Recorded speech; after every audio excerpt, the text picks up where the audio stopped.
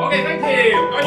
默默耕耘喺度做緊，咁佢哋咧係做緊喺度諗，唔係就咁寫簡單嚟批自己嘅嘢，反而係非常溝通下，咁即係都係遇到自己嘅啱啱冇時候咧，呢啲係好簡單嘅，但係我諗依家咧，關鍵係咩咧？其實咧，佢出世或者未出世嘅時候，一開始有呢個名咧，就要開始。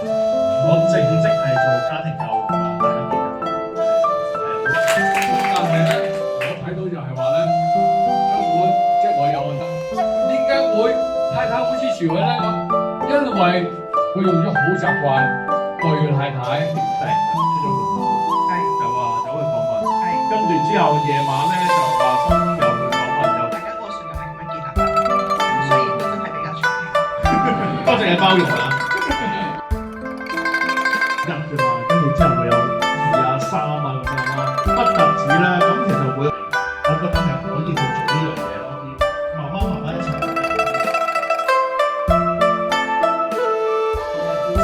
你嘅努力，大家係會睇到㗎。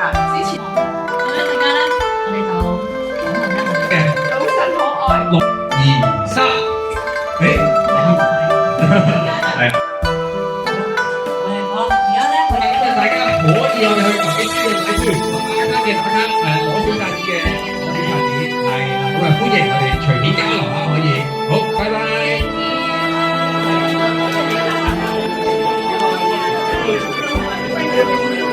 好，每人臨走又可以喺 reception 攞一包湯包。我哋鏡頭講呢度啊，準備1、2、3，俾我睇。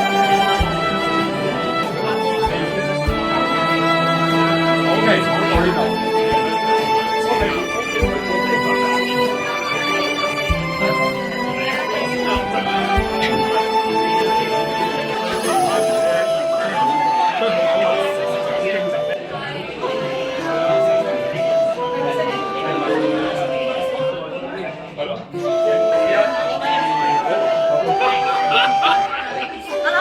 點啊？好着跡啊！